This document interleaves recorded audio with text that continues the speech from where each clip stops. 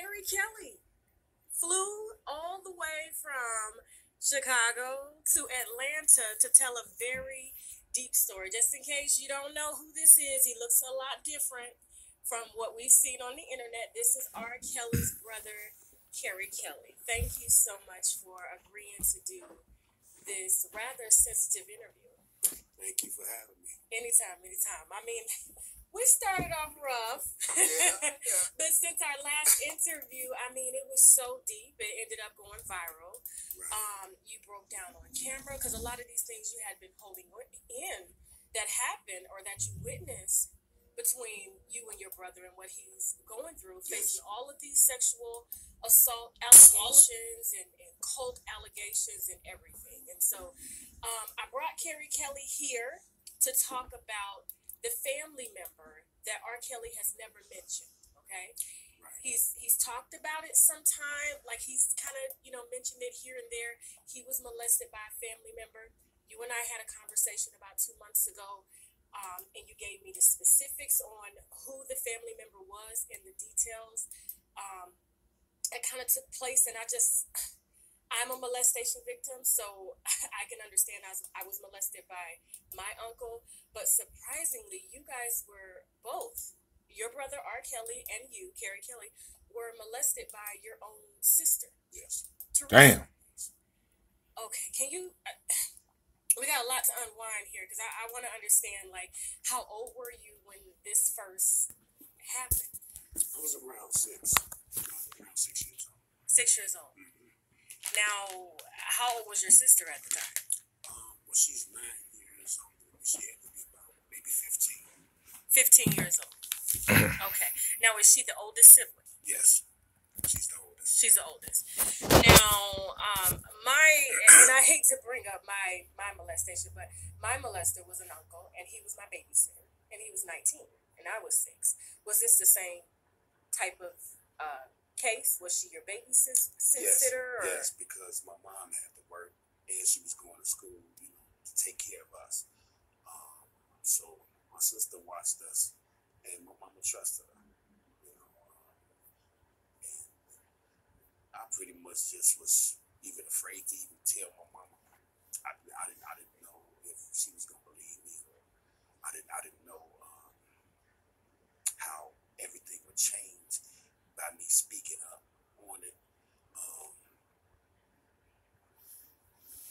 Oops, sorry, y'all.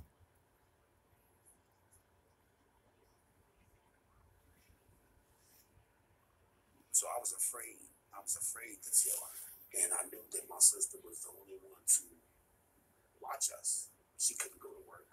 She couldn't go to school if my sister wasn't there to do it. Wow. It's a catch-22 type situation. Now, how many siblings do you guys have total between all of you? It's 4 of us. It's 4. So it's 3 boys and 1 girl. Yes. Okay, and so were all of your brothers molested as well by your sister, or just you I'm and not R. sure. Kelly? I'm not sure about Bruce. He won't talk about it? He never talked about it. And then he's like maybe 2 years younger than her. So Bruce is the second oldest. Okay, so it's different. So it's a little different. So it's like they neck and neck when it comes to age, pretty much. Me and Robert is the baby when it came to my sister. Now, how old were you and you said you were 6. How old was your brother at the time? I can't. I'll say he's 4 years older than me. Oh.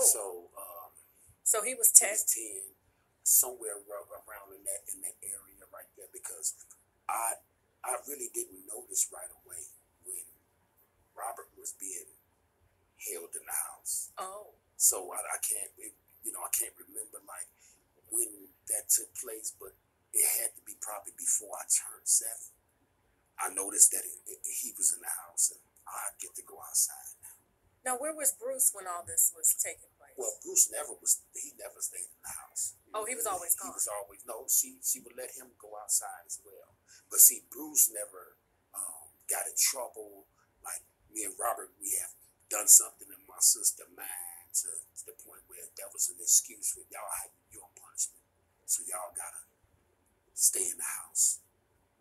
Bruce always went outside. See, and so in my my mind as a kid, when I look back on it, she never pulled that with Bruce to my knowledge. Okay. She always got to go outside. Okay. Now, when you say, because it's interesting, a lot of parents right now, and I hate to bring this up, are fighting because they said that their daughters are trapped in a house. And so when you look at everything that your brother is being accused of and the conversations that you and I had, they kind of mimic some of the same things that your sister did to you. And I kind of want you to explain a little bit of that to the viewers, what you're comfortable with. Because I don't know how much you're willing to share, but as much as you can or you feel comfortable with sharing, because I know it is a very tough topic. But talking about, let's go back to when you were 6 and you said he was 10, and you know the punishment was she would find a reason to for you guys. I mean, she would find anything Right. that you guys would get in trouble for. We didn't listen to her, or we didn't do what she said. It would be some type of reason why we couldn't go outside and play with the other kids to keep us in the house. You know, she never kept me and Robert in the house at the same time. That never happened. It was me, and then Robert get to go out with Bruce, and then it was me and Bruce, and Robert get to stay. Okay. So now tell me about what went on in the house when you were on punishment for doing something you had no business doing, and your 16-year-old sister was punishing you at 6 years old. Tell me some of the things that she would do. I'm flabbergasted. Wow. She pretty much, she would tell me to, come in the room where she was. Like when it first happened, I would sit there and I would ask her, can I watch TV? She'd tell me, no, I can't watch TV. I can't do anything but just sit there. And I guess that she was trying to find a way to approach me. This is before it actually happened. So she told me to come in the room with her. This is the first time that she attempted to touch me. She told me to come in the room with her. And when I came in the room, she was in a robe. Okay. And she opened up her robe, and she didn't have anything on her robe. And she told me to come over to her. Excuse me. And as a kid in my mind, I'm confused because I know this my sister. I'm 6. I know this wrong. Mm-hmm. And she's way older than me. And first I thought she was playing, but she would, she was insisting on me coming over to her. So I was hesitant, and so she grabbed my arm. Mm. And she took my hand and started rubbing it on her private part. And I started crying, and I guess that kind of scared her. And so she told me to just go back in the living room. Just go back in the living room. And that was the first time that she attempted to test the water, so to speak. The next time, I tried to find a way, to tell my mom in a way where she wouldn't be looking at me like I done something wrong. If you understand what I'm saying. Yeah. I told my mom, I said, I said, do you have to go to work? I remember asking her that. At 6 years old. Do you have to go to school? Can you stay home today? And she said, no, baby, I can't stay home. I have to do these things to provide a roof over y'all head. And I have to do these things to make sure that y'all comfortable and y'all straight. And she was like, what's wrong, baby? I miss you. And so as a kid, it was a call out for help. Mm-hmm. my way, it was like sending a bat signal, you know. Like hell. Right. And you know, hoping that she would get it without me really saying it. Like, why do he want me? Because me and my mom, we was very close. So I believe that wasn't out the box for me to ask her. Because, I mean, I went everywhere with her. She was my, like, homie. I'm her baby, you know, so we was real tight. She was tight with all of us. But by me being a baby, we had, like, an extra special. She used to tell people, this my baby. So, you know, and then she had lost a child before me. Oh, so it was 5 of you. It was 5. She had lost a child maybe 2 years before me. Wow. And when I came along, she called me the miracle baby because I think she had like 2 miscarriages or something before I was born. So it was a bond there. So I felt like I threw the bat signal out, and you know she was a concerned mother about taking care of her kids. And after that happened, I say maybe not the next time my sister watched me. I say maybe about a week later. Okay, this is after the first incident. This is after the first incident. Okay. And maybe about a week later, she you know, she told me to stay in the house. And this time she was more aggressive with her approach. Robert and Bruce was allowed to go outside, and she told me to sit in the living room, and I couldn't watch TV again. It was something that she said that I did. She asked me a question, and I don't think I answered it correctly, or like she wanted me to answer it, so I was being smart. But I probably did approach her like that because of the incident that happened earlier, the week before, and I'm sitting there confused and not understanding what is going on. Was she playing? Or was she serious? Who plays like this? Even as a kid, I'm thinking, who would play like this?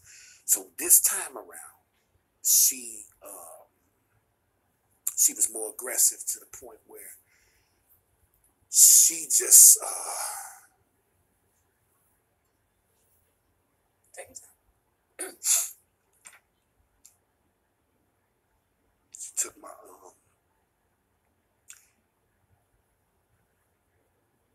she took my face, and I'm short at the time, and she brought me into the room from the living room, and she had the robe on again, and she sit on the bed, and she just grabbed my head like this, and she just took my head and put it down by her private part. She told me to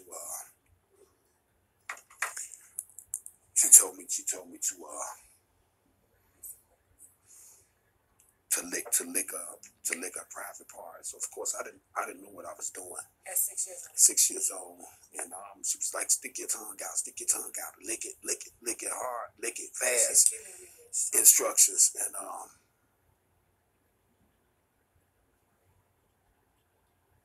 started crying, and you were crying while this was. And then she went down and started. She started. Thank you. She went down and she started giving me oral sex with her mouth.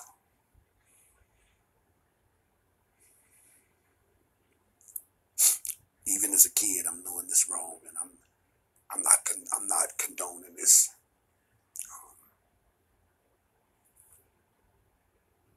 Human nature, you know. So course, I'm erected At 6. at 6. And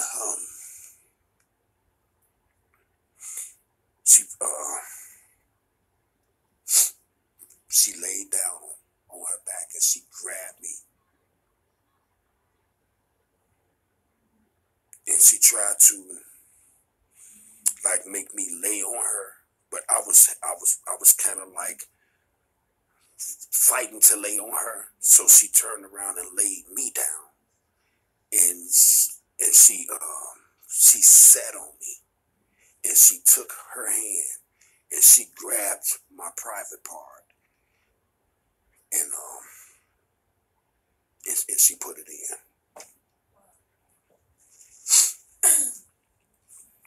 Damn. And this went on for how long?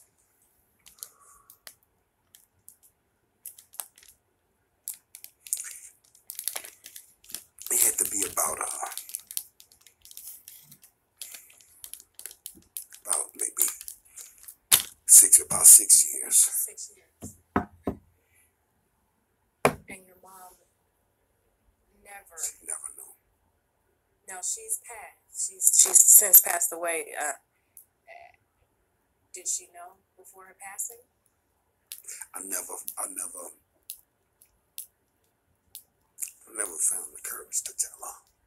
I never found the strength to tell her what was happening to me.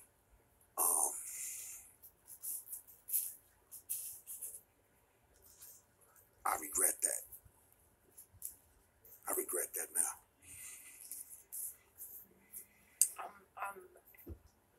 I know it's hard for you to come forward and share something personal like this, especially dealing with a family member that is still living, like you and Teresa. You still talk. Oh, I haven't talked to Teresa since I haven't seen her since my mom died in '93. Oh wow. Okay. The last time I spoke with my sister, my son had got shot. Sorry.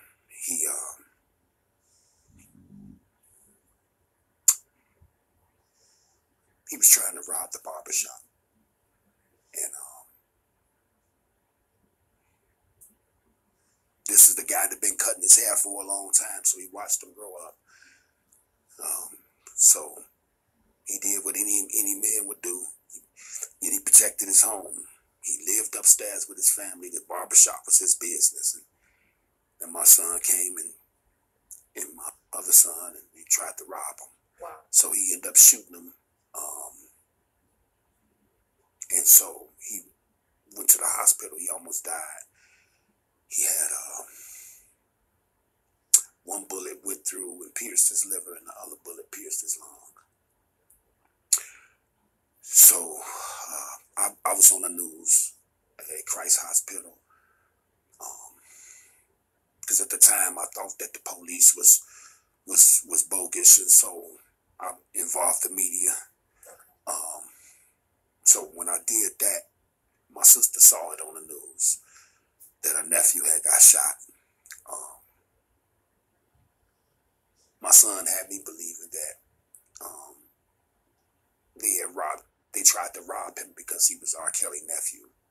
Oh. So as a father, I'm not trying to hear nothing from the police. So I'm not trying to battle them. So I went to the news to expose them, but the whole truth of the matter is that ain't how it went down.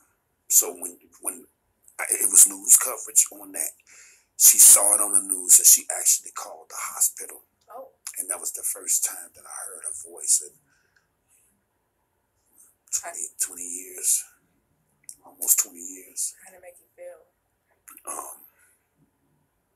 Eerie. Back in a kid, man, state. I'm here trying to be powerless. Like, she called and the nurse said, "Are you Carey?" I said, "Yeah." She said, "Someone is on the phone for you." There's a lot of people calling the hospital because they seen the coverage on the news, and so I asked the nurse who it was, and said your sister. She said she's your sister. Oh. And so it was like the Green Mile, walking to the phone, to go to the phone, to pick the phone up, and actually speak to her. And when I did finally speak with her, she asked me, was Braille okay? She seen it on the news, and she's praying for him and things of that nature. And she told me that I couldn't help but tell her, Teresa, I just want to tell you, I appreciate you calling, checking on my son, but I just want to let you know that I forgive you. Oh. Damn. I forgive you for what you done to me. And the biggest blowback with that is we all human beings and nobody's perfect. How did she react when you told her?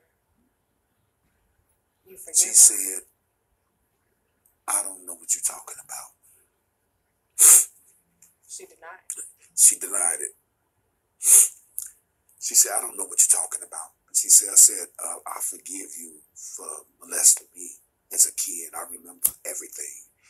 And I just want you to know that I forgive you. You're my sister. She told me to not call her, do not contact her. And it's been that way for years since my son was shot and she called that hospital.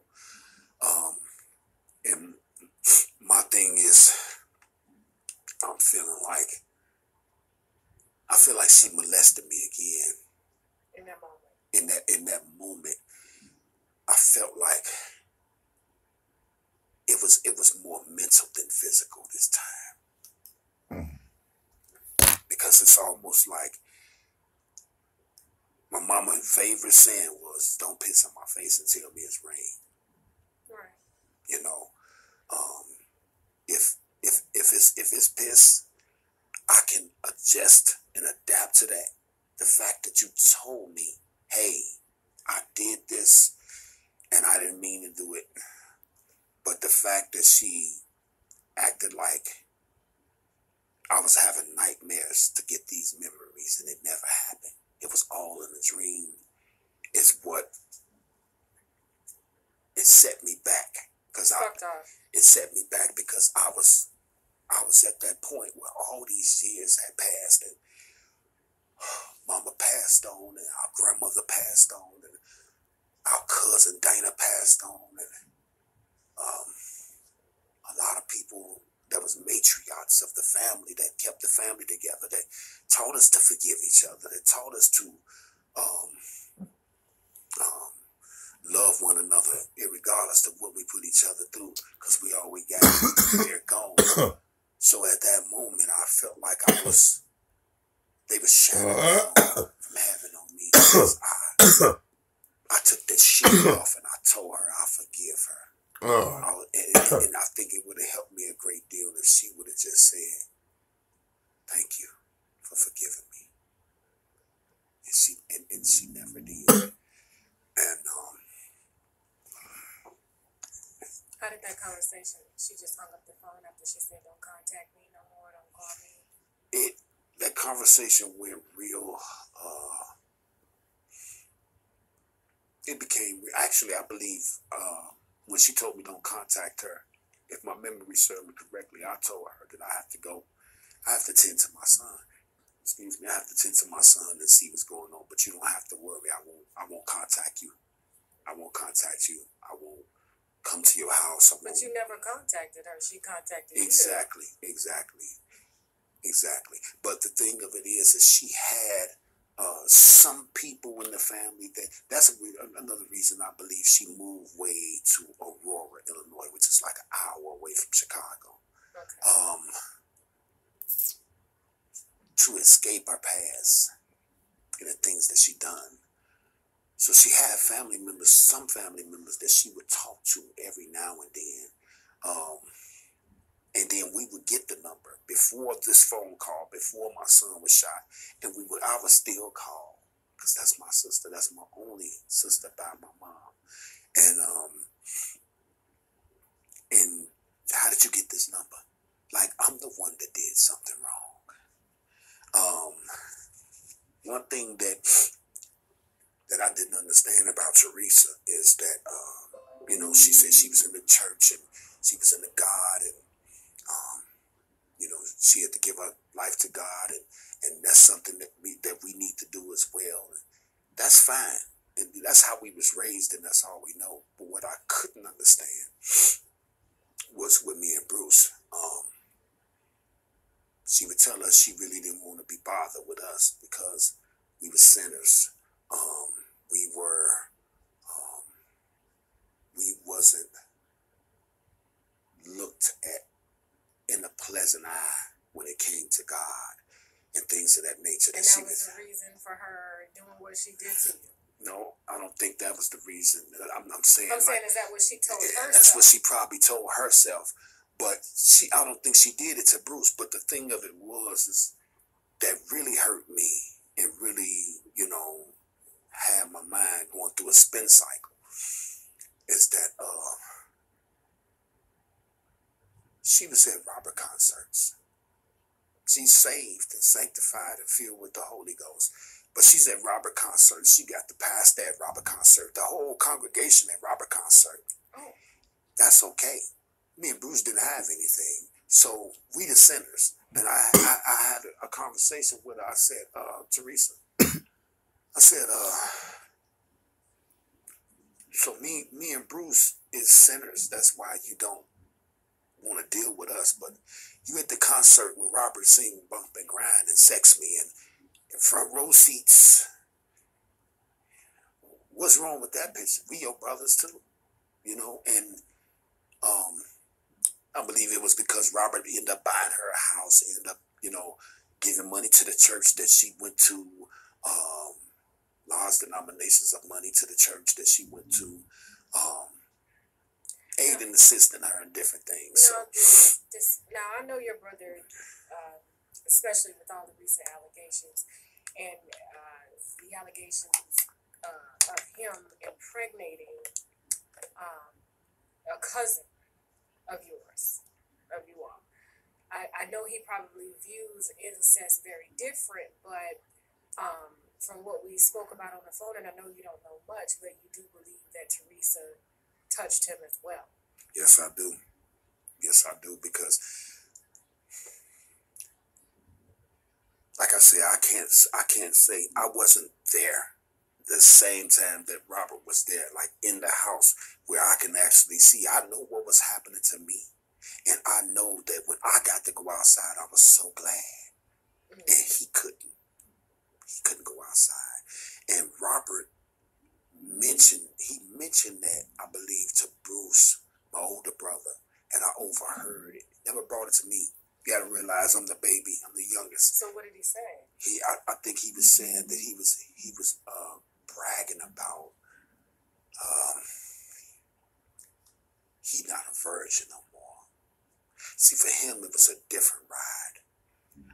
It was like a rush. It was like a rush, and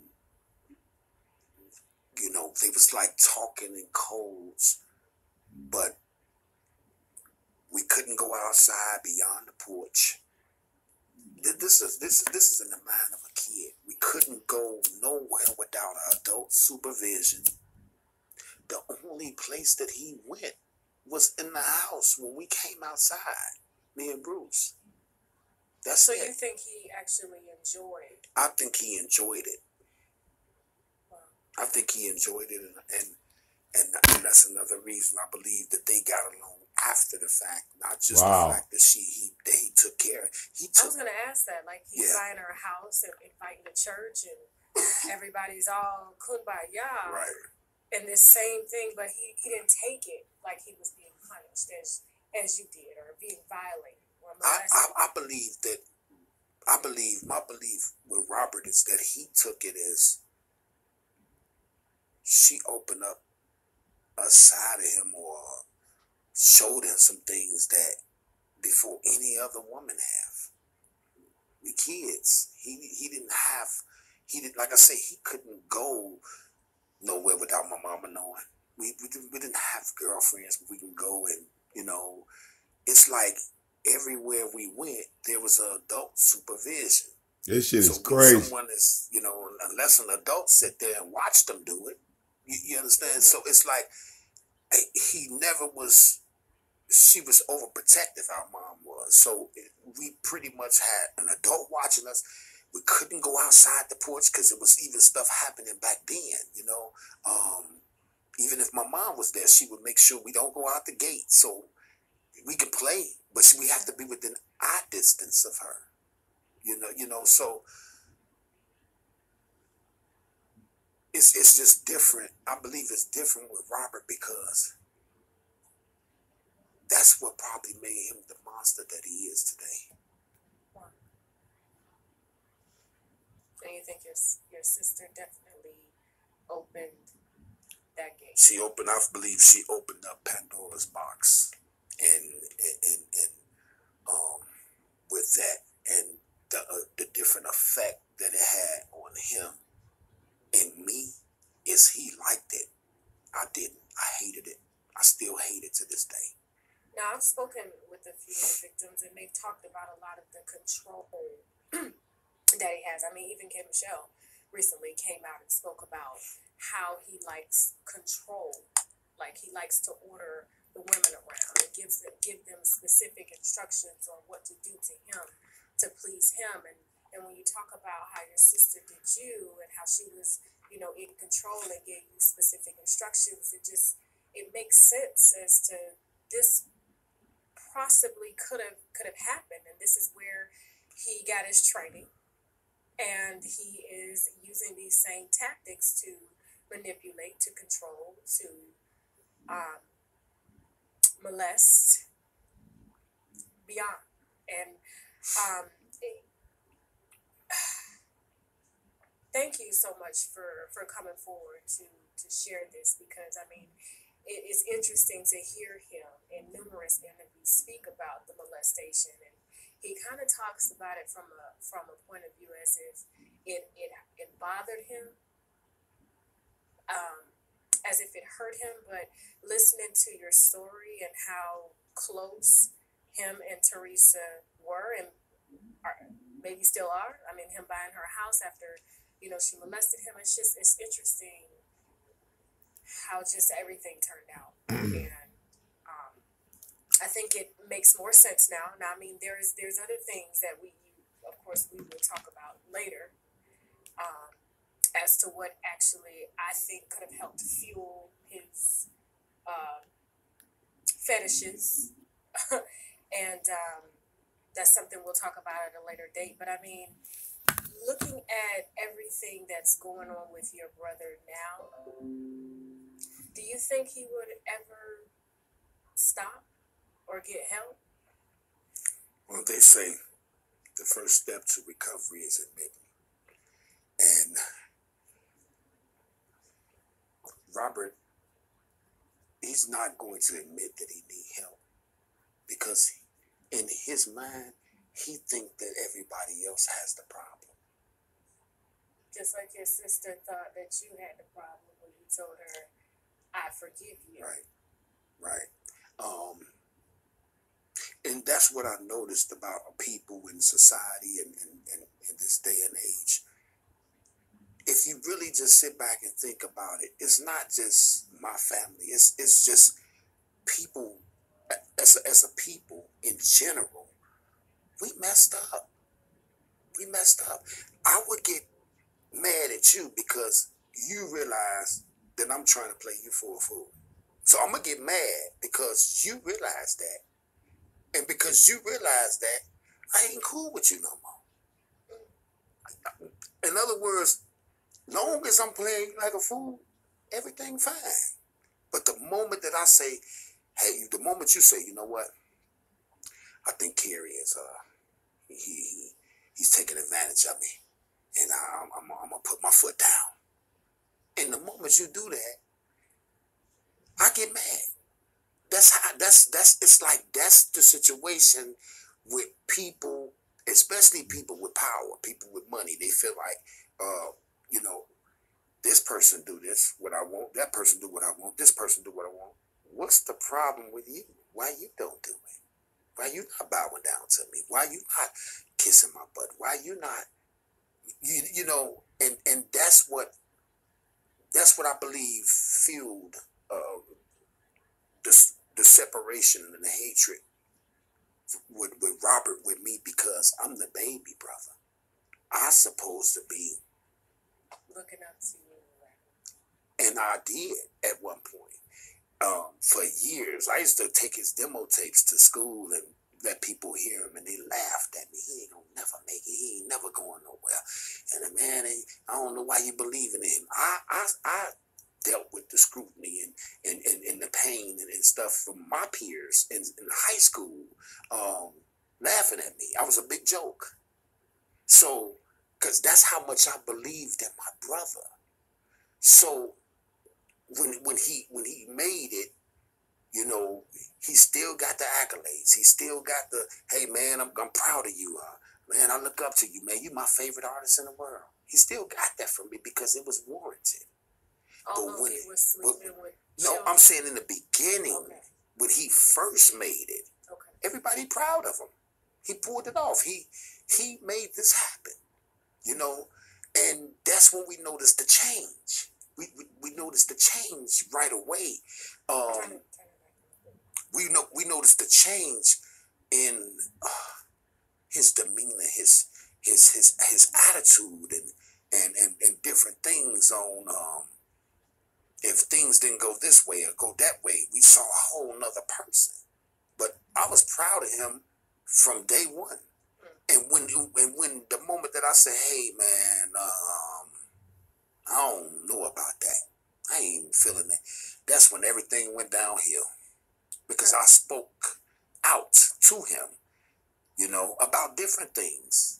You know, was your Teresa the same way coming up when she was watching you and your brothers? Yeah, because that's like when I told Teresa, it was something that I told her, or maybe it was an attitude that I came off with, like I said earlier, yeah, because the first attempt, I felt some type of way. I had a right to. So this time, it's like she's telling me something, or and I probably, you understand what, I probably showed attitude or, you know, resistance to a certain degree on whatever it was that she was telling me, which landed me back in the punishment mode. But I probably did it self-consciously without realizing I'm doing it, because I still remember the first time that she tried. So that was like challenging her authority. That was like, you know, testing her morale. Like, I'm gonna challenge you. So yeah, that's when she actually went through with it. In other words, I believe that my resistance and you know, being the way that I was from the first time that she attempted to do it, that's what fed her conscience in her mind to actually proceed and go through it with it fully, if that makes sense. Wow.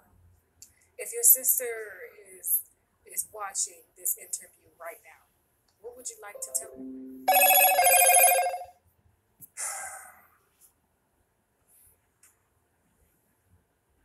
I would like to tell her that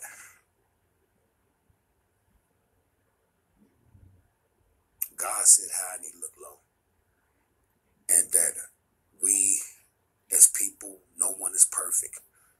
You know, I have made mistakes in my life, but I try my best to own up to them, to move forward. I wish that she would take a look at herself. Look at the camera. I wish that my sister Teresa would take a look at herself in the mirror and think about the things that she has done to this family, the things that she has caused cause and effect to this family. I never told her this, but my niece, her oldest daughter, she came to visit me because she was taken away when they were so young. We didn't see Teresa. So when they got grown, they wanted to come back and know who their family was. It was like, it was crazy. And when she came back, she basically was around me, and she had a love for me more than an uncle. So she supposed I'm her uncle.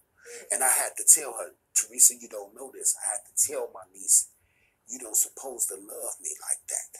Oh, wow. Not like that. I'm your uncle. Oh, Lord. You understand? So it's a lot of things that she probably experienced with her brother. Wow. You understand what I'm saying? That caused her to feel like it's okay to feel a certain way about her uncle. These are Teresa kids now. It's a generation. So that's what I would like to tell her. Maybe she know, maybe she don't know that. And, you know, that my niece felt a certain type of way about me, and I had to correct that and check that in the door, to the point where I didn't want her around me no more. How old was she? She was like 18, and her mom had put her out. So me being the uncle, she contacted me, and I said, hey, you can come stay with me.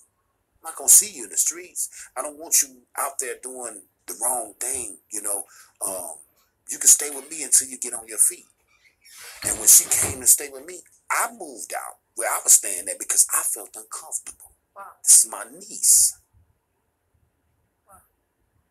You know, I had places that I could go spend the night here and spend the night there, and different people that I knew. And I pretty much let her stay there, to the point where she was staying there by herself, and she felt uncomfortable staying there by herself because she lived in Aurora. That's all she knew. All her life was Aurora. Now she's in Chicago, and, you know, the city that everything happened, you know. So she actually came on to you. It ain't that she came on to me. It's the way that, if I'm talking to a female on the phone, okay, I done spent time with my niece, and we kicked it, and we went out to get something to eat, and I'm talking to somebody on the phone, she would get mad. It's just little things that I noticed, that I picked up, and then she would walk around in the house that I was in, that I allowed her to come stay at,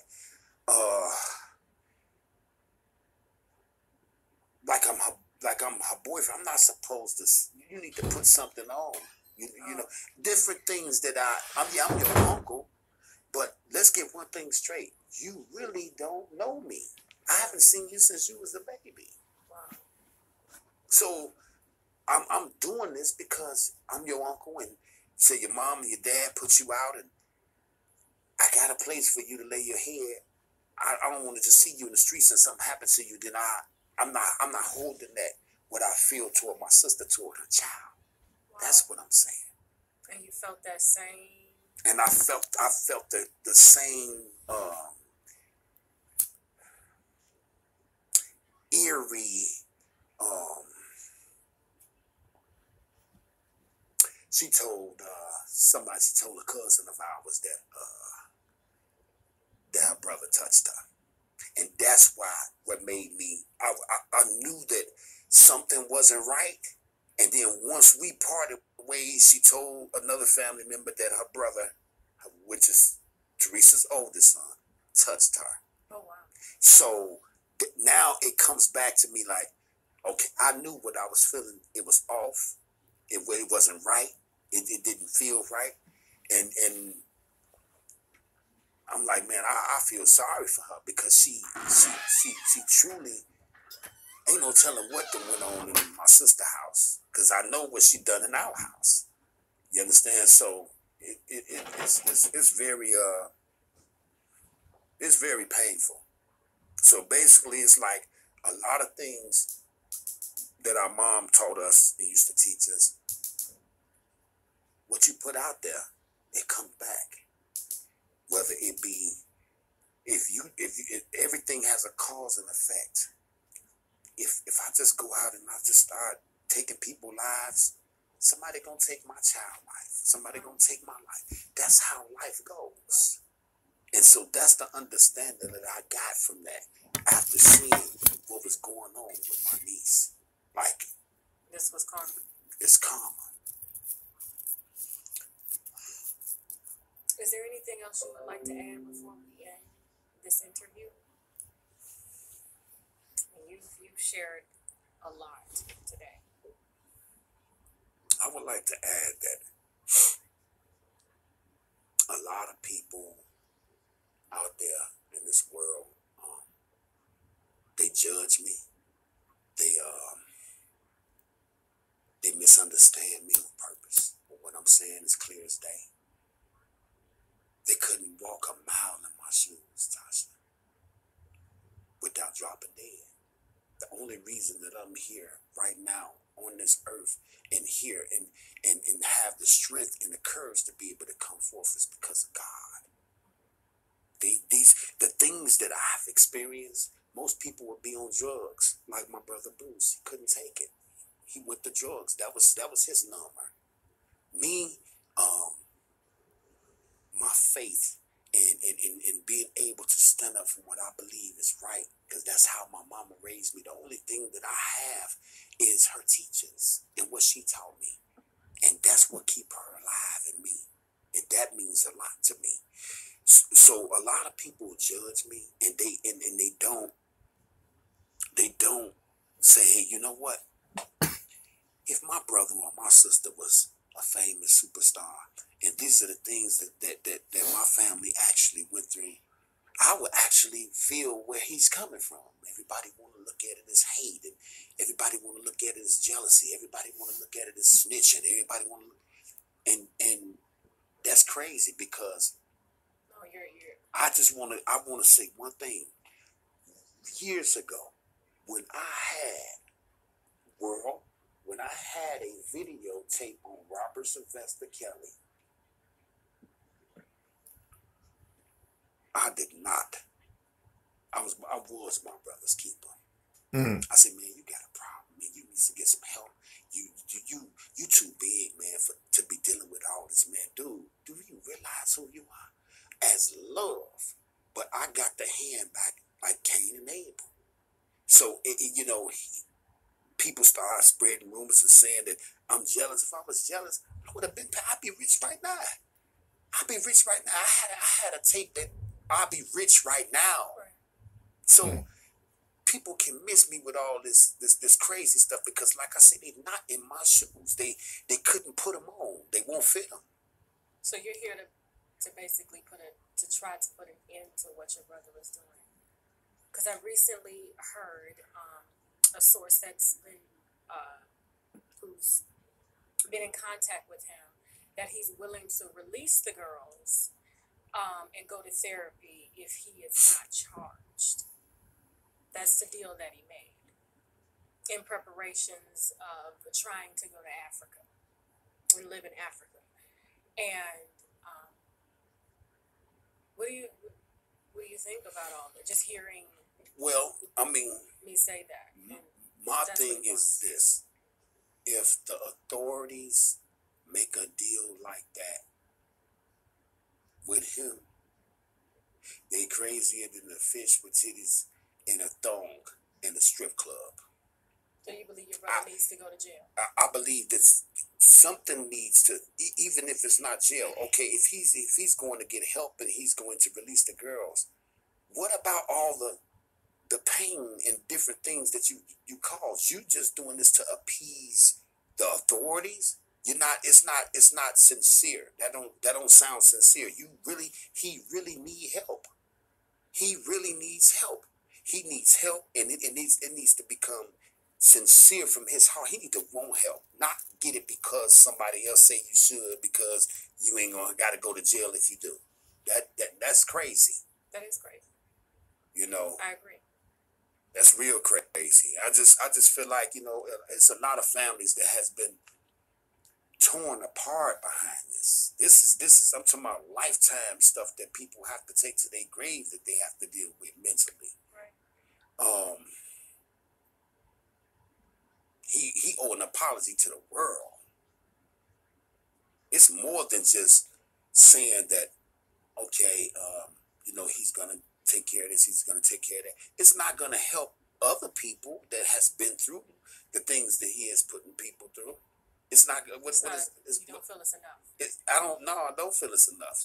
Maybe he do need to go to jail, or maybe he need to be in some type of mental institution, so he can understand that the cause and effect that you had is not just on you. It's almost like a domino effect with Robert.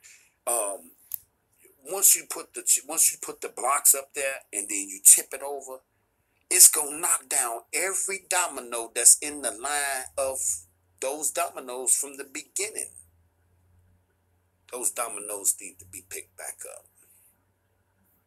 What can he do to pick the dominoes back up? What can he do to ease people pain and try to make the pain go away and show that he's concerned about the pain that he caused in this world?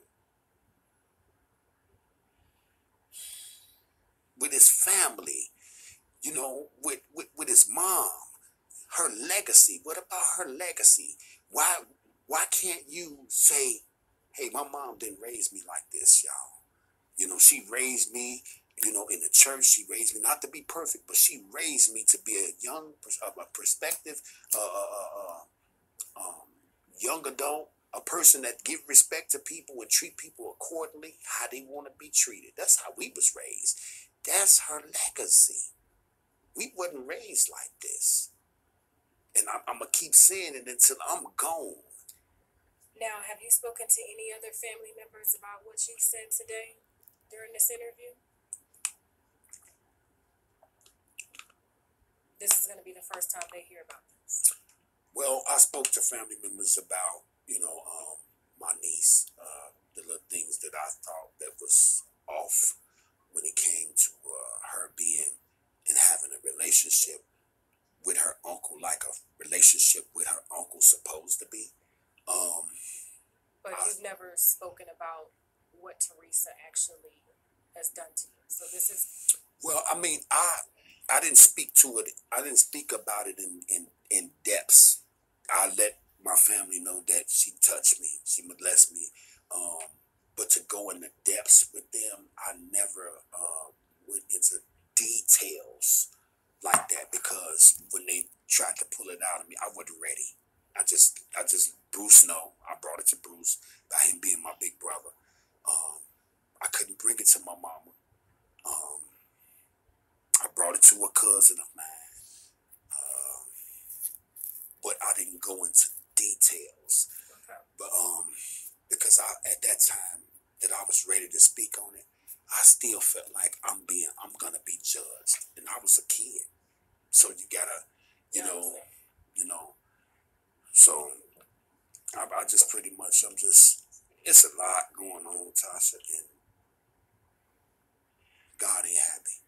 My family has been through the trenches and been through so much stuff, and not only that, but my family has caused pain upon other families, and that's the truth.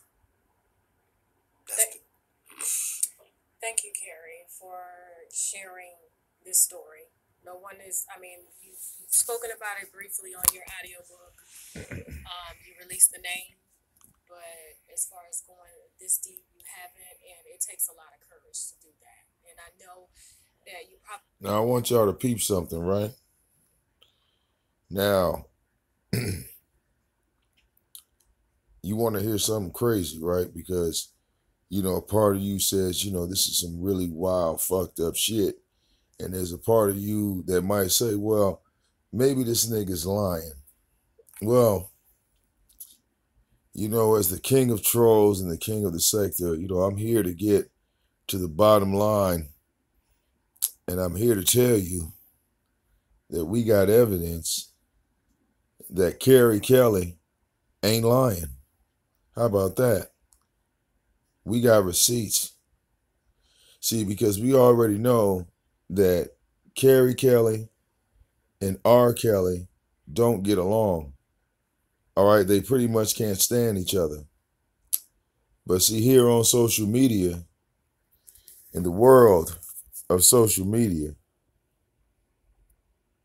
all right, we got receipts. So I want y'all to check something out. All right.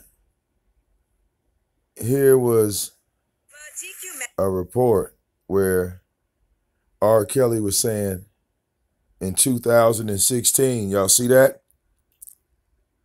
This is from 2016. R. Kelly says he was a victim of sexual abuse, compares himself to Bill Cosby.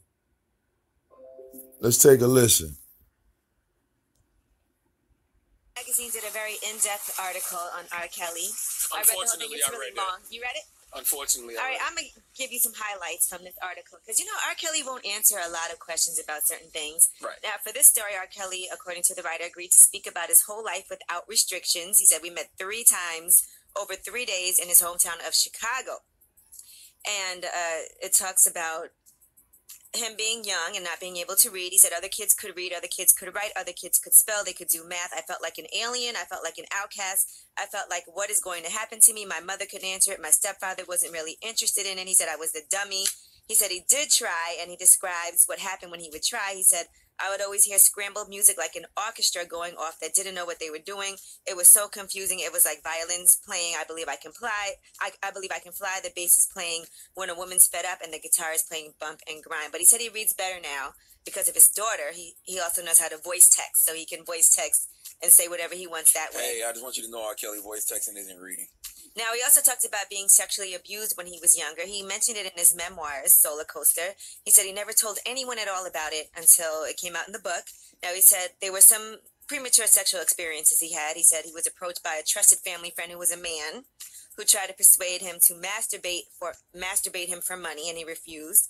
But then he talks about one day when he fell asleep in front of the TV and he was awoken from a dream about Three's Company to find a woman playing with him. He said, I tried to push her away, but she wouldn't stop until she finished. When she said, you better not say ish to no one else. You're going to get a terrible whooping. This is a very pointless interview, by the way. I just want y'all to know. Now, then he went on to talk about how this happened for as far as he can remember, from about 7 or 8 until he was 14 or 15. And he said sometimes he did actually look forward to it, but acted like he didn't.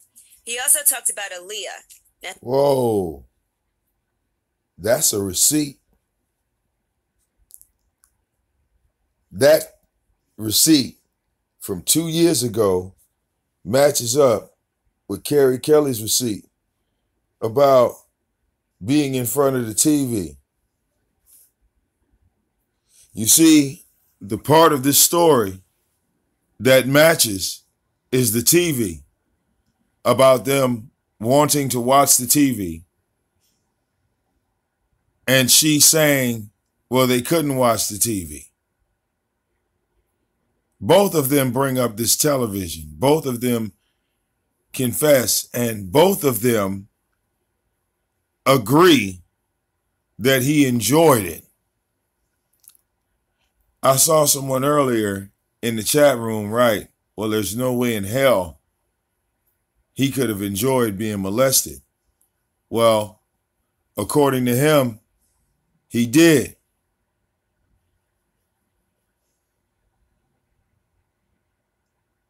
All right. How is that possible? Right? Because Carey says, I believe Robert enjoyed it.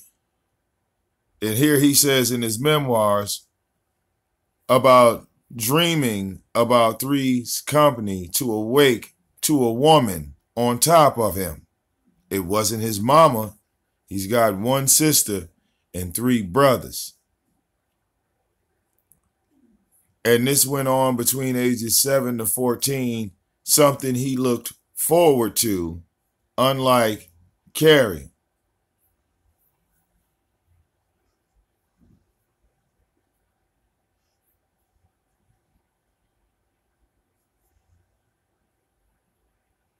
So now we have a source.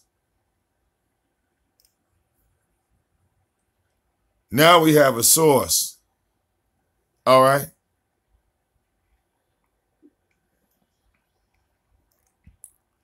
Now, who molested Teresa? Nobody. Nobody.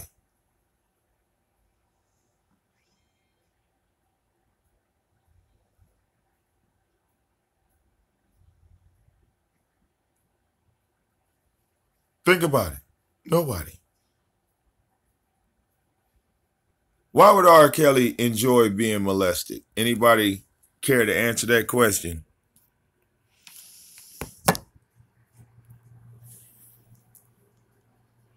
Why would R. Kelly enjoy being molested? Anybody care to, any fellas care to raise their hand?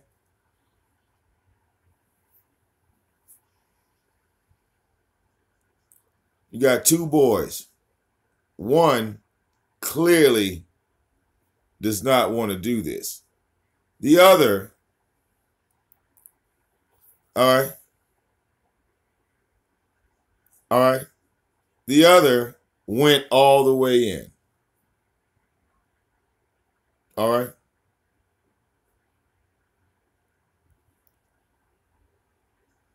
Okay, now, all right, the answer I'm going to give you is one word. The one word that I'm going to give you is called testosterone. It's in every male human on the planet. All right. Now, I can think back to my childhood years, all right, of being 6 and 7 and 8, or just being in a single digit number, and, you know, one of my sister's friends pulling their titties out. All right. Now, you might say I was molested in that moment. All right. But me, I don't see it in that light. I don't see that. I don't see that. I don't see that in that light. All right. So does that mean that I was damaged goods? Now, don't get me wrong. You know, I didn't see my sister naked. That's not something that you want to see. But my sister's friend pulled her titties out on me. All right. I didn't look at that as a bad thing. So was I wrong? Was I being manipulated at that time? Because this is a real funny scenario, isn't it? It's different for males than it is females. This is a very, very, very, very, very, very real, actual, all right, statement when we come to this subject. Because if the woman is older, right, if the female is older and the male is younger, all right, no, see, Red Wings, I'm not talking about no TV shit. I'm talking about a physical young teenager, all right, like pulling her titties out, letting me rub on them, all that shit, you know, and I couldn't have been no more than 7. All right. She couldn't molest me for years because, you know, I didn't live with her. But where exactly is the line? Exactly. Where is that line? Where does it exist? Is what I'm trying to say. Where all right, where does that line exist? Where does it exist? Exactly.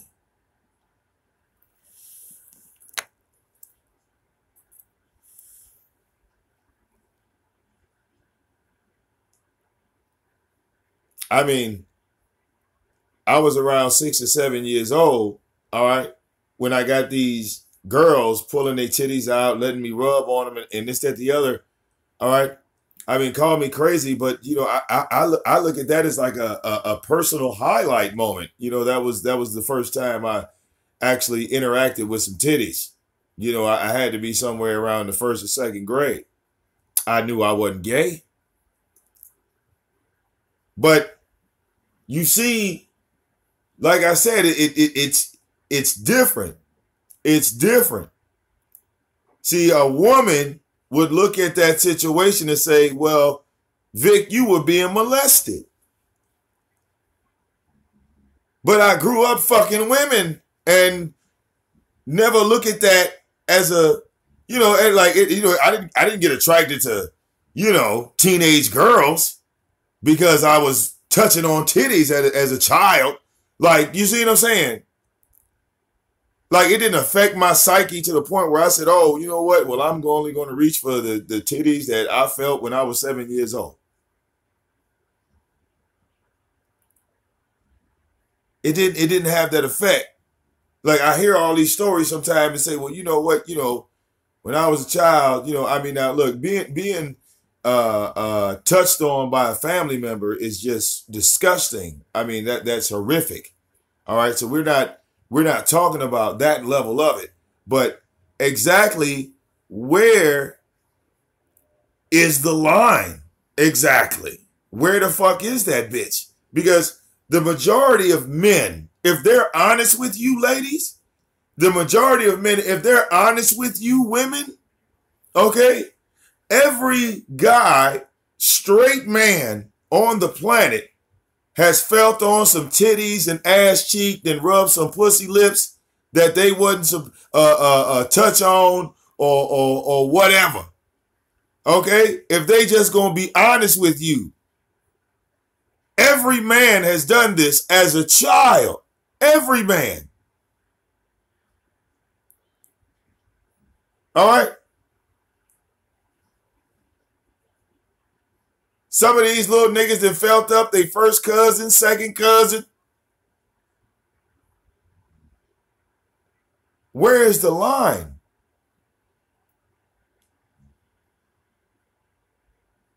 Because we know that this thing exists. You feel me? We know that this thing exists, but you know, it's not really talked about. It's never discussed. It's never ever laid out there. And when we try to focus on it and say, okay, well, it's wrong, but the only people that's going to think that it's wrong are the women. Men ain't going to think that it's wrong because some of us don't have that reaction. Some of us don't have that reaction. This is some real shit. Some men will go into a room with a female and do like R.kelly said. You know, he said he didn't enjoy, he didn't like it. All right, this, that, the other. But some men will be like R.kelly and be like, oh yeah, you should pull some titties out. Wow, look at this ass in my face. I'm loving this shit. Oh, she's sucking my dick. This is the greatest feeling in the world. This is what it feels like to get head. Oh my God, I have crossed into the promised land. All right. When a man first get his dick sucked, that is the greatest feeling in the world. At least what it's supposed to be. All right. Niggas ain't waiting to look. There's not one man that's waiting till he turned 18 to get some goddamn head. That's just not going to happen. Let's just be real about it. Where's the line? Where's the line? Where is the line? There is not a man on this planet that said, well, the first thing I'm going to do when I turn 18 is go buy a pack of cigarettes, go buy a shotgun, and finally get some head. Finally get my dick sucked. I've been waiting 18 years for this. Where's the line, y'all? Where's the line? Because this shit is like, you know what I'm saying? This shit is getting crazy. Where's the line? Not one man on the planet. If your son is 15, 16, all right, and he come in the door going, hey, ma. Yep.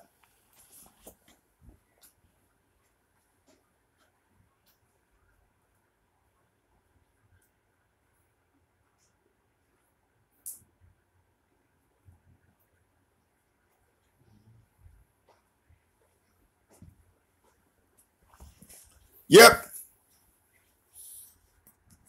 You got a teenage son, and 1 minute he was all concentrated on Power Rangers and action figures. All right.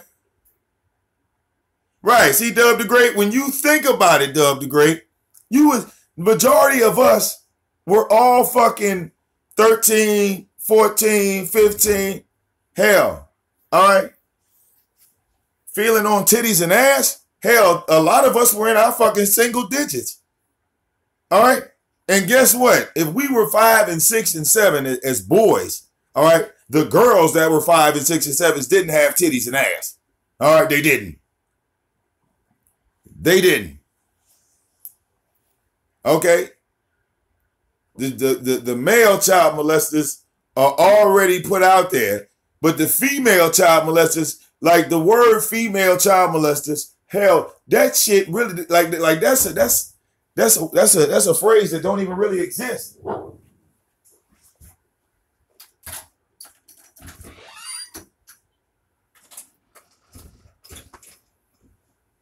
Y'all feel what I'm saying? That's some shit that don't even exist. All right, like when a woman, or this is my thing.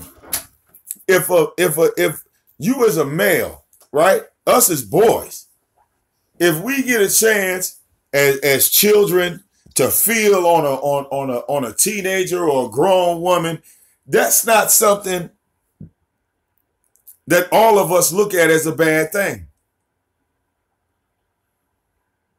You feel me? It's like you can't even convince us that that's a bad thing, because it's like, okay, if we were touching titties and like being molested by these grown women and teenagers and this, that, the other. Well, hell, by the time we became teenagers, you know, this is like what prepped us, like what made us into men per se. Like real talk. Like am I bullshitting? Like this is what like being of age and being like 6 and 7 and 8 years old. This whole molestation thing, as far as with the men were concerned, we didn't see it as that. You feel me? We didn't see it as that. It was like, okay, well, I was rubbing on a girl's titties. All right. Okay, I was rubbing on a girl's titties when I was 7 or 8 years old and she was 14, 15. Okay, by the time I got 14, 15, I was sticking my dick in some shit that was 18, 19, 20. You feel me? By the time I'm 16, oh yeah, I'm fucking 23, 24, 27. All right. Oh, you 16? Well, I'm 16. Let's go. You feel me? That's what it was. That's what it was. All right. Oh, how old are you? Oh, yeah. Come on. Right? Come on. That's, am I lying? Am I lying? That's what it was.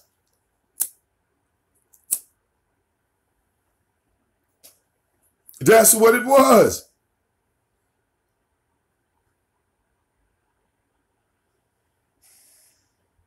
So I don't really know what's happening here in reality. Like why motherfuckers ain't really telling the truth no more. Like I guess the truth don't sell. You feel me? Because if we're going to be honest about the shit, let's be honest about the shit. That's why you got to keep an eye closer to your kids, right? Because if you want to prevent this shit from happening, then you have to understand what you did as a motherfucking child. All right? Like real motherfucking talk. Especially if you a father, you a male, and this and the other. Well, you know the motherfucking emotions, the feelings. You know what made your own dick get hard. So you got to sit back and be 10 times more observant than the motherfuckers that was around you. Because the motherfuckers that was around you, they wasn't observant. You got away with it. You got away with it. Ain't nobody tell on you. All right? All of y'all motherfuckers now, look, when y'all was kids and younger and shit, all right, doing all this touchy-feely shit, all right, nobody ever snitched. Now, when y'all motherfuckers get in your 30s, y'all get around each other and smile. Tell me I'm lying. Y'all get around each other and smile and kick it and laugh. Nigga might even press up on you again like, girl, well, you know, you was attracted to me when I was 8 and 9. Well, fuck this. You know what I'm saying? I'm 22 now. All right? I'm 22 now. Why don't you go ahead and bend over? Let's get this shit over with. All right? Because niggas think like that. We think like that as men. All right? We think like that. As children, we think like that. If I'm a little boy and you letting me play with your titties, right? You letting me rub on your ass, you letting me touch on your coochie, but I'm not old enough to stick it in, by the time I become educated to stick it in, I'm coming to you first. Am I lying? What the fuck? True or false, y'all? True or false? I'm coming to you first. Hey, I just learned about this full interaction sex shit. And, you know, I'm ready to go to the 9th dimension now. Since you have, you know, allowed me to do all this to you, you ain't saying nothing about it. Been cool, right? All right.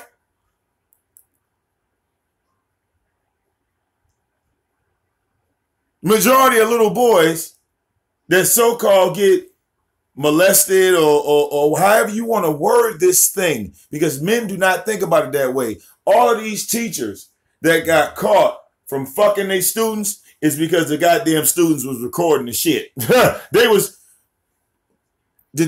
didn't go to their mama talk about, bitch put a titty in my mouth, mama. 14, 15 years old. They not complaining about that. They posting that shit. They not complaining about, oh, mama. What happened, son? Oh, she put her ass in my lap, mama, and she got the dick riding me. You don't hear none of those stories, do you? No. All right, the parent then found out the teacher fucking her son, and now all the shit then came out. All right? There's not a male on the planet. There's plenty of, as males, when we were in middle school, when we were in high school, we all had a goddamn teacher that was in their 30s that we wanted to fuck. Like, damn, yeah, she could get it right now. I'm too young right now. All right? That's the way all men think. So it was like women. Oh, he said, I'm saying what we are thinking. Oh, okay. So I'm glad we on the right frequency.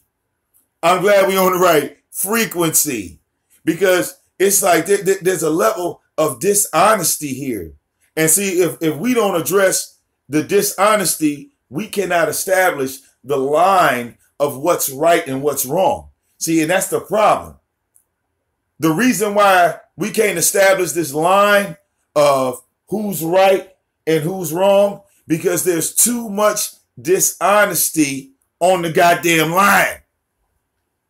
All right, first niggas want to tell you the line's in the shape of a triangle. Next time they want to say it's in the shape of a square. Next time the line don't even motherfucking exist. You come back, there's a circle around the goddamn line. We have to start being honest. Okay? Right. You see what I'm saying? We got to start being honest as a people. Okay? Once we establish that line, we're going to be A1 on everything else. All right? Don't nobody want to deal with their daughter having sex at an early age. And don't no mother want to deal with their son having sex at an early age. But we have to be able to be honest, even with our children, and say, hey, okay, like on some real shit, when you see your child start noticing the opposite sex, you need to address that shit right then on the spot. Don't sit back and downplay the shit. All right? My nephew was 2 years old. Matter of fact, no, I think he was like, yeah, he's like 1 going on 2. He was still in fucking diapers. All right? One going on 2. All right. And he saw Nicki Minaj come on the MTV Music Awards. All right. And she was shaking her ass and doing this, that, the other. And his whole body locked up. He just froze. Stared like in a dead man stare at the goddamn TV. 2 years old. He looked like, I know I'm supposed to do something with this. He had to look in his eye like, I don't know what I'm supposed to do, but I know I'm supposed to do something. The folk, he just bam. Oh my God. What? All right. He wasn't thinking about no toys. He wasn't thinking about shit. I looked at my sister. I looked at my sister. I said, "Hey, well, look. At least you know he ain't gay." All right. He could barely talk. He could barely talk.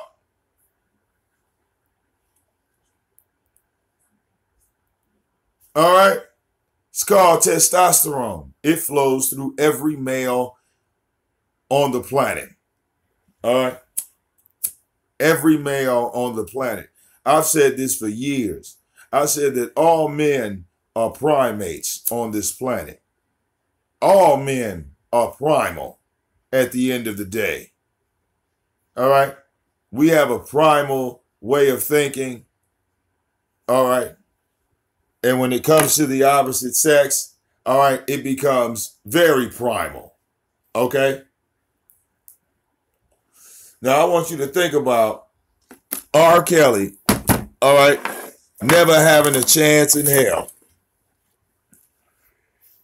As far as his mentality. Like you said, he complained about reading and this, that, the other. Well, yeah, ain't nobody reading to him, all right? He's doing sexual acts with his sister, okay? Enjoying every single minute of it. All right? Enjoying every single minute of it. So it shouldn't be that hard to realize, all right, why he is the way he is, because it's like they both have agreed, all right, that this has gone on with his sister.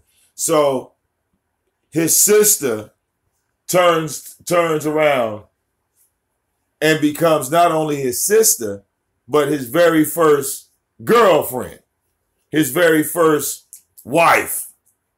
All right. So can you imagine, all right, having this marriage type relationship with your sister where you've been having sex with your sister for a period of 8 years? I mean, you have sex with her so much that you just physically just get tired of it.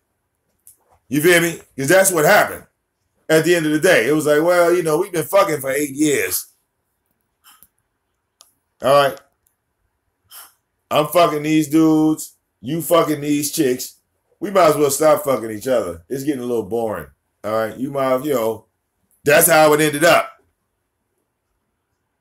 All right. That R. Kelly's original first wife is his sister. All right. Like he said, they got this bond, this huge bond. A bond like no other. I can imagine. See, I didn't have these problems with my sister. I didn't have these issues. No. Me and my sister was physically fist fighting and shit. You know, I pulled a knife on her one time. That was the only sticking I was about to do to my sister. That was it. All right. She broke my Michael Jackson mixtape, and I was about, it wasn't a mixtape, it was a little cassette tape. But I had to be about 7, about that age, about 7, 8 years old. All right. And she had to be about 13, 14. You know, she bigger than me. All right, of course, she got size advantage. And she's 7 years older than me, so she got size advantage at this time. All right. So, I don't know, she did something or said something to me, and I ain't like it. I don't even remember how the argument started off. All right. But yeah, you know, when you get into fights like that with your siblings, where the point where weapons have been drawn, you don't never forget no shit like that. All right. So she bigger than me. And like now I'm bigger than her. So you know what I'm saying? We can't try that shit now. All right. Look. All right, but I was always little. When I was little, I was always little. I didn't even catch up to my height or nothing until I got into my like late teenage years. But we arguing over something. And she came in there in my room, all right, which was technically our room. But, you know, she trying to pull rank or whatever. And no, that's what it was. I think she wanted me to leave the room because her friends was coming over. And I was playing the game in the room. And I'm like, I'm not going no motherfucking way. I'm going to sit my ass right here, play this game. I don't know what the fuck you got playing, right? So we get to arguing over that. So she comes in and kicks my Sega Genesis while I was playing Michael Jackson's Moonwalker. Yeah, I know how I feel about Mike. All right. This nigga was alive back then. Oh. All right. She done kicked over not only a shrine, but, you know, a digital piece of prototype technology in the gaming world of Sega Genesis. All right. Not only are you fucking with the shrine of Michael, okay, with this cartridge in here. All right. The 16-bit almighty Sega Genesis. Oh. So I go in her room, all right, and I don't know. I think I tore her poster. I did something. I went in there and fucked up some of her shit. And you know what I'm saying? You violating like a motherfucker. So, at this point, she grabs my Michael Jackson cassette tape, like out of the stereo, right? So I'm looking at her like, what you gonna do with my tape? You know what I'm saying? Like, and she takes my tape, all right? She takes my tape and she just breaks that bitch. I didn't even know at the time that you could do that with a cassette tape. I didn't know a cassette tape, you know, was that easily broken. You feel me? And plus she's a girl. So I'm like, you ain't even got the strength to be breaking no damn mixtape. Like, really? You ain't gonna break my shit? Like, really? And she grabbed my goddamn tape and just broke that bitch like, all right. Now, look, first of all, you kicked the shrine. Now, you didn't motherfucking broke the motherfucking almighty music. All right. So I got up and I pushed her, which was not really a push because like I'm like pretty much like the top of my head is at her stomach. So it's like I don't really, you know what I'm saying? Like I don't really have an advantage in this fight. So I get up like, ugh. So when I push her, like she punched me in my goddamn like wind collar, like one of them Kill Bill strikes. All right, Matrix my little ass. I didn't push her. She didn't. Bow. Look, fired on me.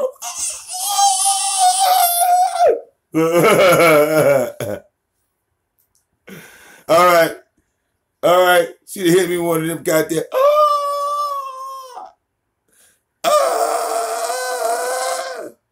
All right. So in the room, it was like it was on the first floor of the house, and the room was like, you know, it was a big house, so it had like two doors on the room, and like one door went like, you know, towards the hallway into the kitchen, and the other door would take you towards the front door. It's like a big, you know, big house. So look, I gotta defend myself. All right, so I'm like this, like I go into the kitchen.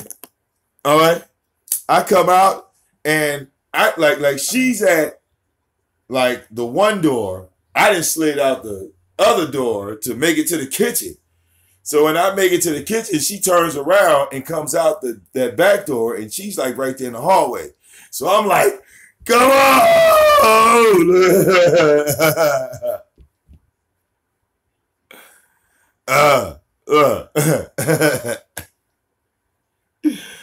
Motherfucker, you ain't gonna hit me like that no more.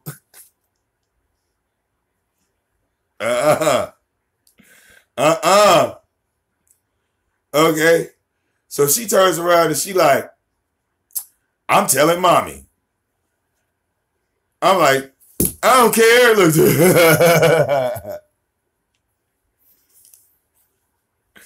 Okay.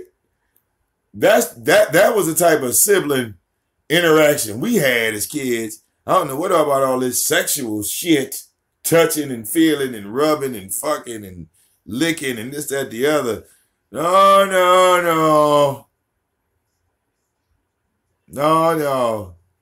We didn't do that to each other. But I was pretty much attracted to all of my sister's friends at that point in time. I knew I was attracted to all of them. So, all right, if I had the opportunity to either see some titties, grab some titties, that was a good day for me. I didn't look at that as a bad day. That was better than Nintendo. I didn't have to sneak and get no motherfucking porn. That was live in my motherfucking face. That did me better than any motherfucking porno tape you could ever give me. All right? 5 seconds of a titty in my hand would do me way better than 4 hours of a porno tape. For real. And a lot of men think exactly that goddamn same way. And we had those experiences, all of us, as children. All men had this experience as children. You ran into a freaky ass woman, all right, as a child, all right? She let you either rub on you, this, that, the other, or she pulled your dick out immediately and started sucking it. All of this happened to the majority, I want to say 99.9% of men on the planet have had this happen to them. All right? For real. You didn't request it. It's like, you didn't put this on your Christmas list. Like, what do you want for Christmas, Santa? Well, Santa, I want a bicycle, a Nintendo, and some head and some pussy from the babysitter on Christmas Day. Because she gave it to me Christmas Eve. I would need that at the end of the night. You hook all that up for me? All right? There's not a teenage male on the planet, all right, that ends up having sex with an adult female and looks at that as a bad thing. All right? Hell, you got some men, all right, that are blowing they first cousins back out and don't have a problem with it. They didn't have children. They've been on television. Real talk. Am I lying, y'all?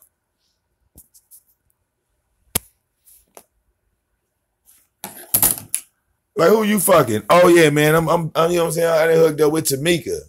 Tamika? Nigga, you talking about your mother's brother's child? Yeah. Yeah. We going steady now. I think she pregnant.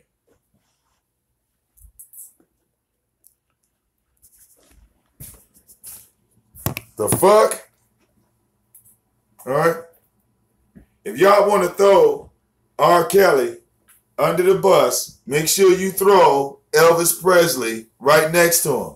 Because he was fucking Priscilla when she was 14 years old. And all of you motherfuckers had a smile on your goddamn face. Ain't nobody called Elvis no goddamn Chester. He was fucking Priscilla at 14 years old. Bang, bang, bang, bang.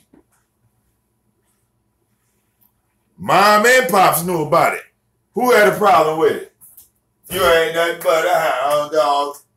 Fucking these kids. Oh, you ain't nothing but a hound dog. Fucking these kids. Right? Because Elvis made music for teenagers. Priscilla Presley was 14 years old fucking Elvis the King. Dun-dun-dun. These are all facts. Think about it. All facts.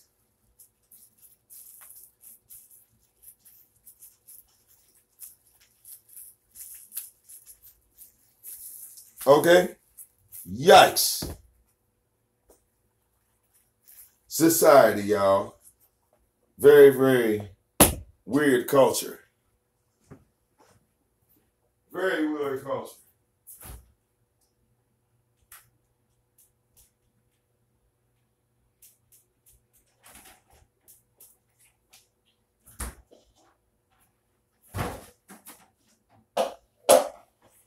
All right. Hopefully Hassan Campbell can watch this video and now hopefully understand why we don't believe his motherfucking story about him being molested, about him all of a sudden not enjoying it.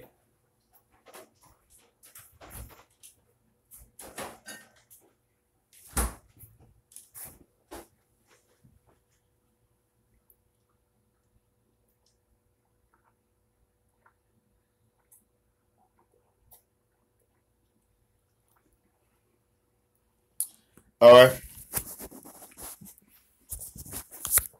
Take a ride so we can get up here and grab these. There we go. All right.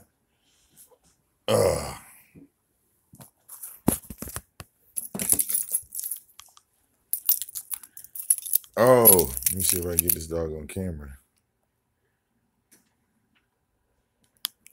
Okay, let's close this up. So you don't just like go on the road and be like, this is what The monsters in here.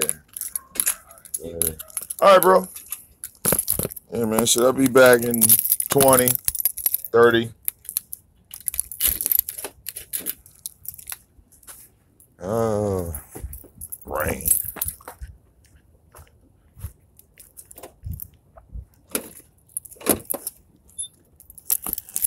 right. I come prepared. All right.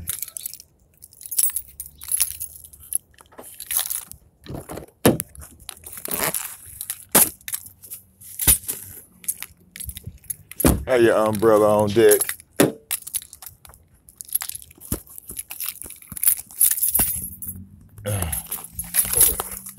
It's gonna be one of those days.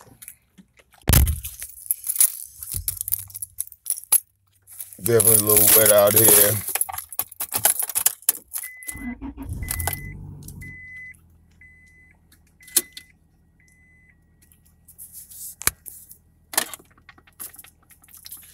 But that's amazing, right?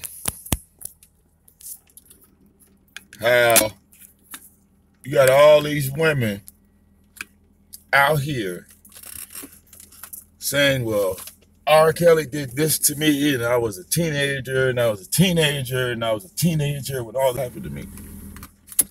All right. But they're not going to acknowledge, well, when I was a teenager, you know, same females ain't gonna say, well, you know, I was grabbing 13 and 14-year-olds. I let a few of them feel on me, you know, no big deal. You know, I went in there and sucked like 5 niggas' dick at one time and fucked all 5 of them just because I could. You know, they're not gonna say no shit like that. Why? Oh, is everybody gonna look at him as a hoe?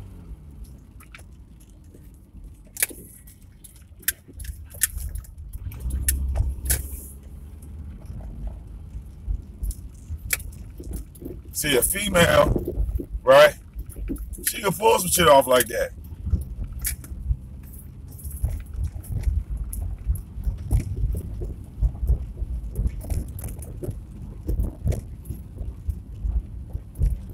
That's what it sound like to me.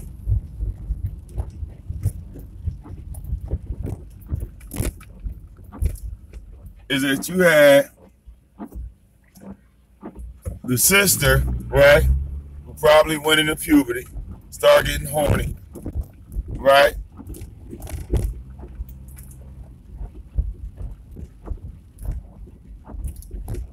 And pretty much started experimenting on her brothers. Someone she felt that she could trust. All right? Like, seriously. All right? Like, I get that. In some odd way. You know, that's actually understandable.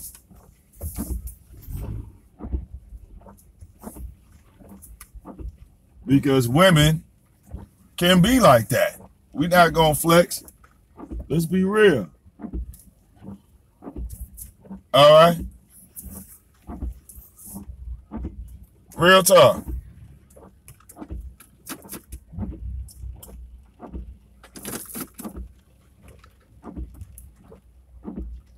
Because if we don't talk about it, all right, it'll act like, you know, we can keep pretending that it don't exist. All right? When is it okay for a woman or a female, or what age would you say is appropriate for a female to start touching on a male?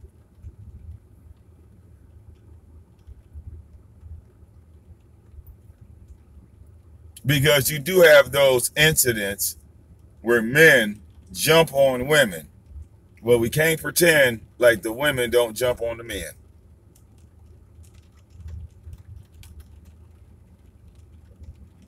All right? 2-lane street.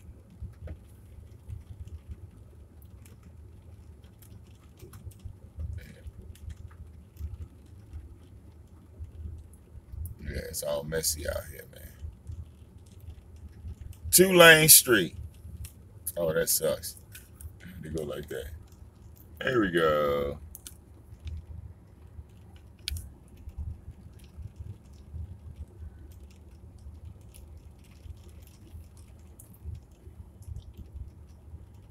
Right.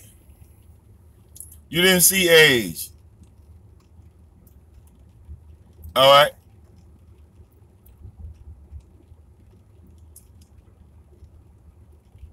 All right. The problem is, yeah, as a society, all right, we look at it, morals. You know what I'm saying? Like everybody has a different set of morals, pretty much.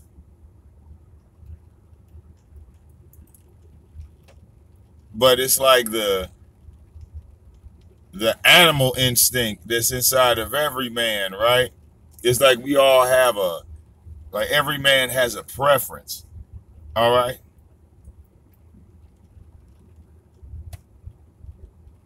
Like if you a person that likes big titties, right? And then you fuck around, right, and see a girl with big titties. Let's say, like I said, your wife got big titties, and then you see a girl, right, that's 17 years old that got the exact same big titties as your wife. They just 17-year-old big titties. But they the exact same size. All right? Your wife might be 30, so it might be like a wrinkle in her titty. The other titties don't have no wrinkles in it. All right? So, do you become a pedophile if you looked at them titties? And, you know, I could apply the same question to the ladies, right? Because women, right? Let's just be real here, ladies. You know, I'm all salt, no sugar. Women, you like looking at dicks. So, if you saw a dick that was, you know, 32 years old, and then you saw a 16-year-old dick, all right, and they were the exact same size, all right, Do you become a pedophile? Because you're looking at two dicks the exact same size. One's a 32-year-old dick, the other one's 16.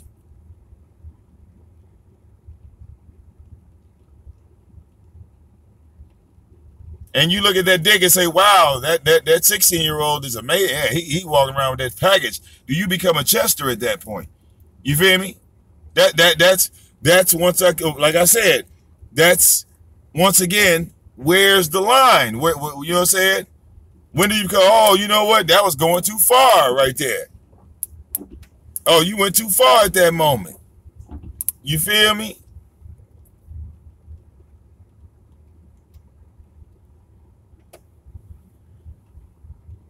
All right, I got my nieces are gorgeous. I got two nieces that I literally watch come into this world from birth. My oldest niece, all right, I like I said, I had possession of her the entire first year of her life. That was like, I felt like that was my child. I felt like that was my first, like my oldest niece. I always feel like is partially my daughter. All right, I always check on her. I always bug her. All right, she grown now. She like 20 something. So I let her live her life. All right, but I always like will have that connection with her. Now she's a grown goddamn woman. She don't look nothing like she did as a goddamn baby. All right, her titties then popped out. Shit, she got an ass now. So it's like I'm not. Look, I'm not gonna you know, try to say, oh, well, you need to cover all that shit up. Hell, you grown. There wasn't nobody gonna tell me to cover my shit up.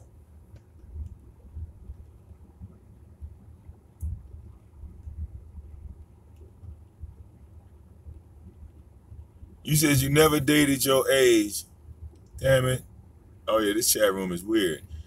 You never dated your age as in teenagers until you became an adult. Oh, okay. So your parents had your ass on lockdown. That's good. All right. But did your ass ever get a chance to sneak out?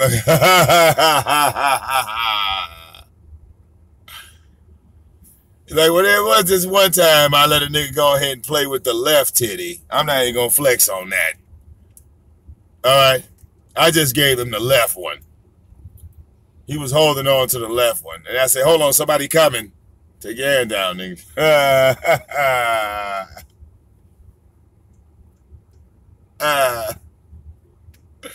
Okay.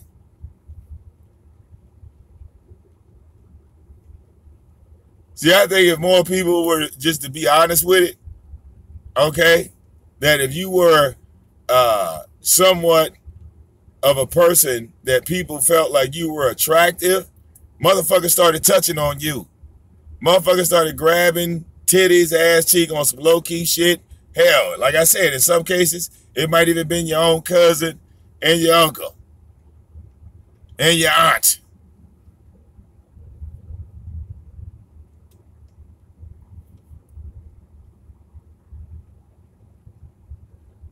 Like he said, he had to motherfucking tell his, R.kelly had to tell his niece, well, hey, you're not supposed to love me in that type of way.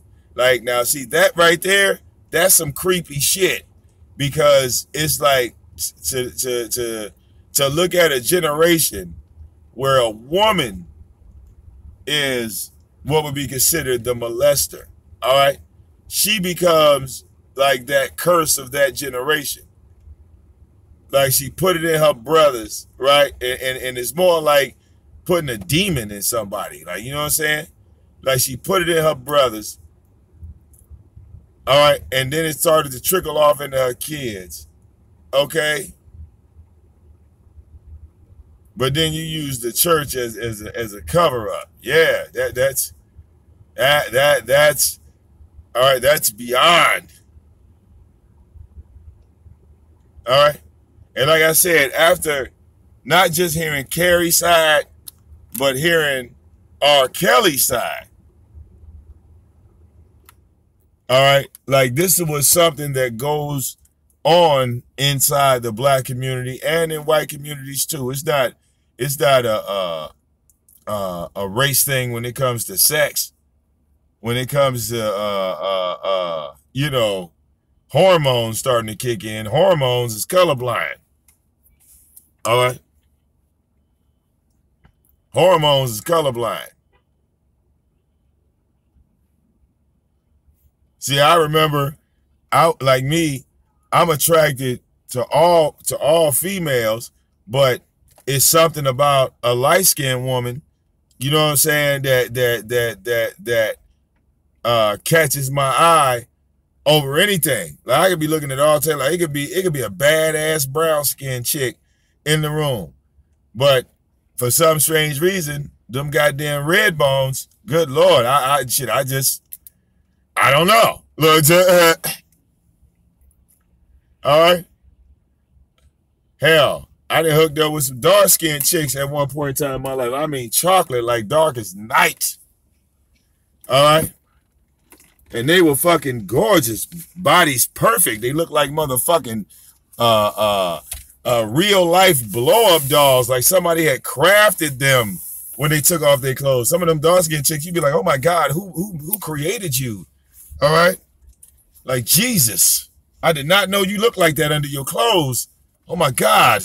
You are perfect. All right. But see, if I remember my first experience, like I remember the first light-skinned chick that stands out in my mind was this girl that was Puerto Rican. Oh my God. You know, she's a female. She was Puerto Rican. All right. I was in 7th grade and she came like straight out of Puerto Rico right into our classroom. She could barely speak English. Oh my God.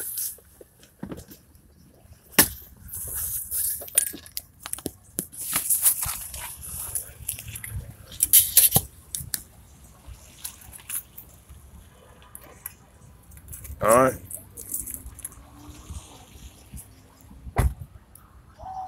That's what's around. Yes, she was fresh out of Puerto Rico. Could barely speak English. All right. And she was already ready, if you know what I mean. All right. Came into the classroom. She was already not a virgin. But here our little virgin ass is sitting up here. We like, oh yeah, we know she gonna take out. We know. Look at that. Okay.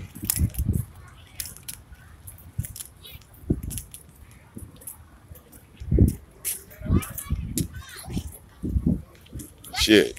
We had a swim class in middle school. And I remember, you know, everybody signed up for the swim class.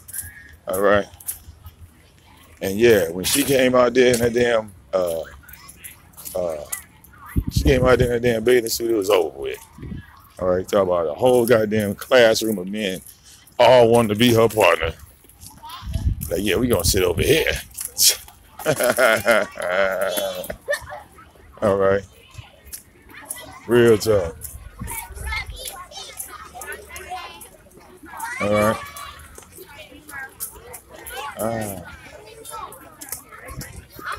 Ooh. This girl told me that I told her, yeah. Oh, here with the masses. Almost 30 minutes for nothing. All right.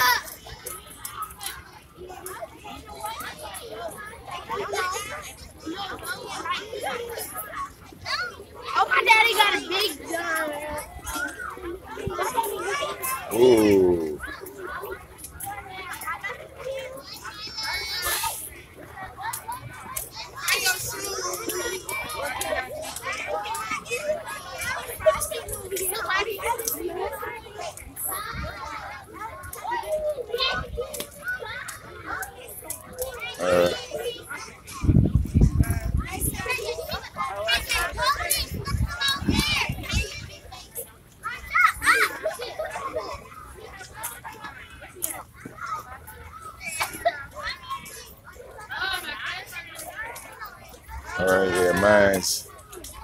Mine's getting shipped out.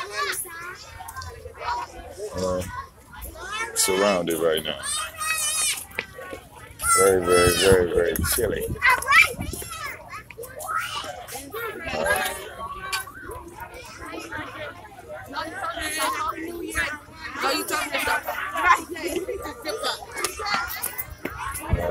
Oh. Arctic air coming. Arctic. I'm telling you, it's Arctic air. This shit is like freezing. I can feel that real winter coming now. It's just supposed to warm up.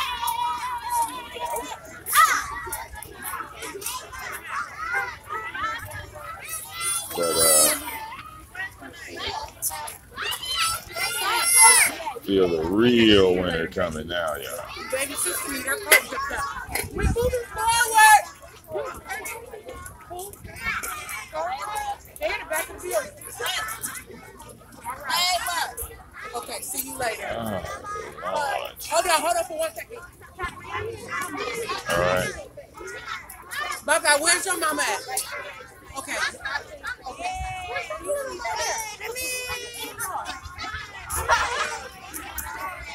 Come on, we're moving up. We're moving up.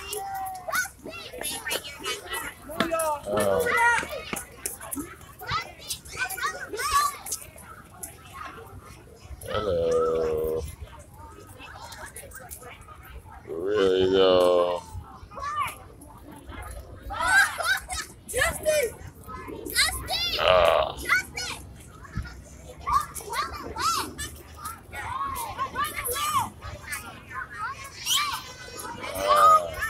Happy New Year to you, sis. No, look, it's going on and off, girl. Get ready. Yeah. I'm prepared. Hey. Okay. All right. Yeah. All right, sis. Okay. Come on. All right. Bye-bye. All right. Ooh. Oh, We man. get to bring our own cereal and our own bowls and our own food. I think we can bring our milk. Or no. Oh, you talking about bringing a lot, huh? Oh. We get to bring our own cereal. Why? They not giving you it to you no more? No. Lauren! Lauren! All right, stop yelling now. Lauren! I always see you outside, Lauren.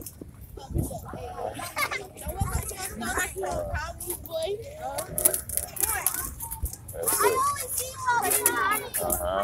I always see Lauren outside. That wind. All right. That wind. I always see Lauren outside. That wind. There it is, sis. Yeah. I need to get warmed up. Oh. I need to get warmed up. That wind ain't no joke. Where's that? Cariana. Yeah. We're going to our car. You see it, Cariana? Oh, gosh. Stop! Yeah, let's go. You run to the car.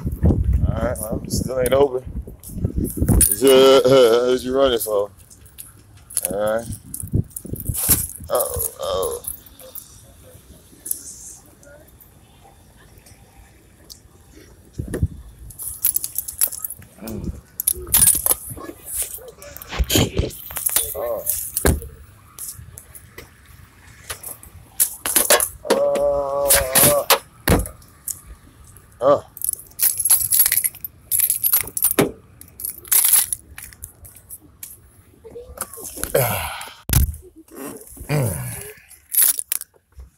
Okay. Have fun at school today? Yep. Good.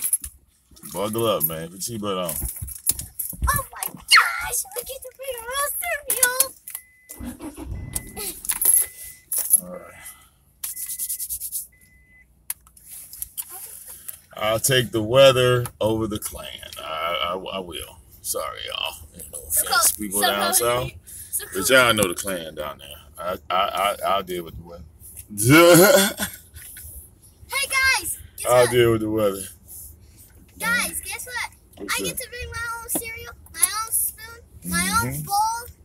Wow, it's great out here. Oh, weather. All right, well, the weather's clever. All right.